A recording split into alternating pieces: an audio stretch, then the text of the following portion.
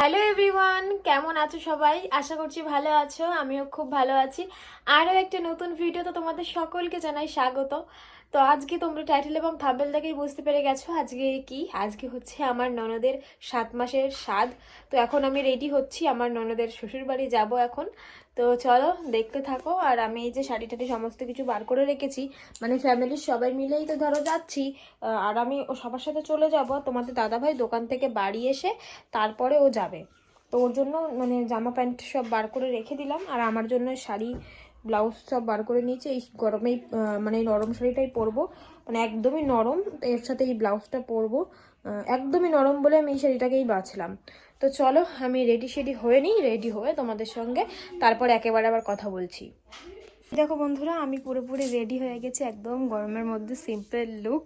তো এই যেই কানেরটা আর এই হারটা পরলাম, সিঁদুর পরলাম, মাথাটা এরমভাবে আসলে তুলটাকে বেঁধে নিয়েছি, মানে ক্লিপ আটকে নিয়েছি। আর একটুখানি মানে ডগাটা এরকম ছাটা রয়েছে, ক্লিপটা বাদে চুলটা একদমই ভিজা, তো তাও বেঁধে নিলাম। যা গরম, তো এরমভাবেই যাচ্ছি, মানে বেশি গরম বলে আর সেরকম কিছু করলাম না। আর এরম নরম শাড়িটাকেই মানে পরলাম।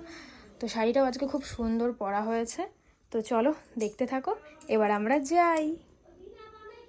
তারপরে এই দেখো ফ্যামিলির সবাই মিলে আমরা বেরিয়ে পড়লাম আর হেঁটে হেঁটেই যাচ্ছি।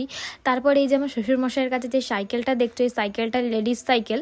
আর এই সাইকেলের মধ্যেই সব মানে আমাদের ধরো গিফট সব ছিল, অনেকগুলো ব্যাগ ছিল, সেই জন্য সাইকেলের মধ্যে করে নিয়ে যাওয়া হচ্ছিল।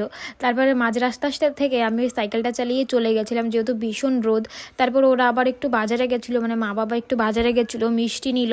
তো মিষ্টি নেওয়ার পরে তারপরে ওরা যাবে ওদের বাড়ি, সেই জন্য আমি কি করেছি আগে সাইকেল চালিয়ে চলে গেছিলাম। তো সেই জন্য আমি চলে এসেছি সবার প্রথমে আমার বড় পিসি শাশুড়ির বাড়ি।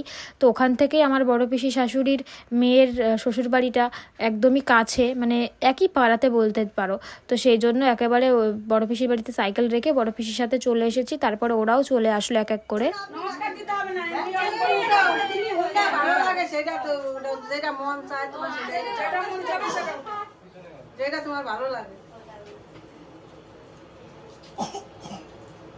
মন ঠিক করে যেটা তোমার ভালো লাগে সেটাই কোনটা জিতবা কোনটা ডকবা এটা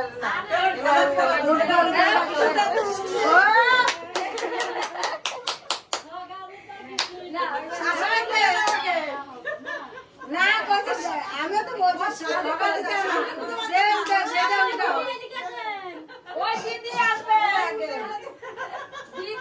আগে কেন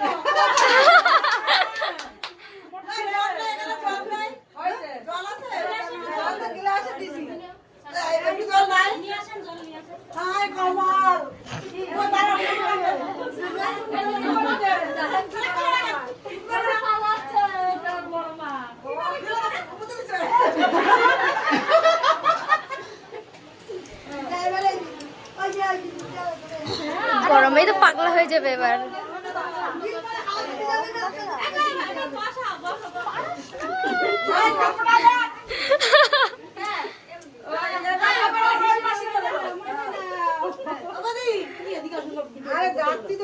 ভিডিও করে দিকে আমি দিকে সরে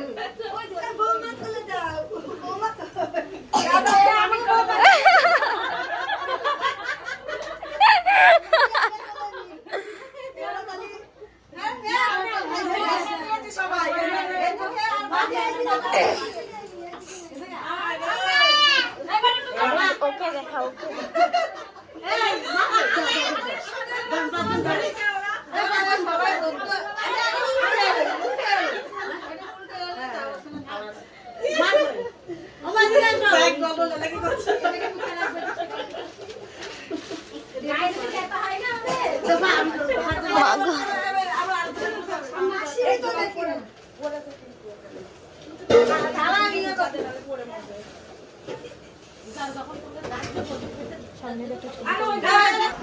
ভিতরে দেখাটা কি ওই আছে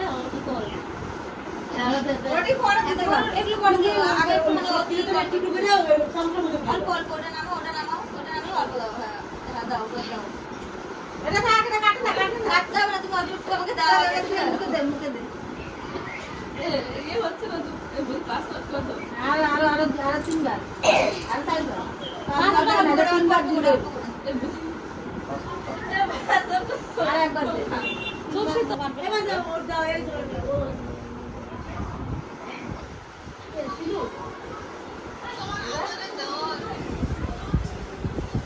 অল্প অল্প করে দে। এটা ওর চুটাইতে ভালো। তোমরা হয়তো ভাবছো যে আমার কোন ননদের স্বাদ হচ্ছে, আসলে এটা হচ্ছে আমার বড় পিসি শাশুড়ির মেয়ে। তো আমার তো ননদই হলো, তাই না, খুবই কাছের ননদ, সেই জন্য তাই ননদই বললাম তোমাদেরকে। মানে আমার বড় পিসি শাশুড়ির মেয়ে, বুঝতেই পারছো তাহলে আমাদের সম্পর্কটা কীরকম। তারপরে এই যে অনেকটা বেলা হয়ে গেছে, এখন প্রায় 3টে বেজে গেছে, এখন খেতে বসেছি। তো এই যে খাওয়া দাওয়া করে এবার আমরা বড় পিসির বাড়িতে আবার চলে আসছি, মানে ওখানে আমাদের বাইকটা রাখা রয়েছে।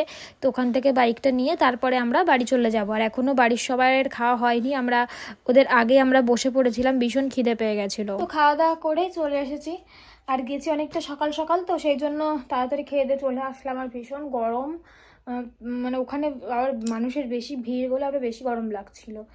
বাড়ি এসেছি তো এখন অতটা গরম লাগছে, ওখানে ঘরের মধ্যে ঠান্ডা। হ্যাঁ, আর ওদের ওখানটায় বেশি গরম একটু, ওদের ঘর বাড়িতেও এমনি গরম, তারপর আবার লোকের চাপ, সেই জন্য আরও বেশি গরম লাগছে।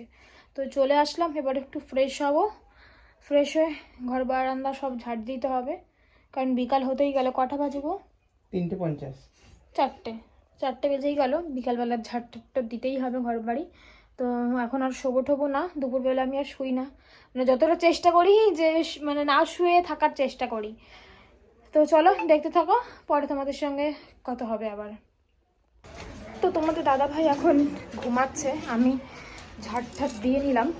আর ঘর বারান্দাটা ঝাড় দিতে গেলে না এত পরিমাণে গরম লেগে যায়, প্রচণ্ড গরম লেগে যায়, প্রচুর ঘেমেও যায়।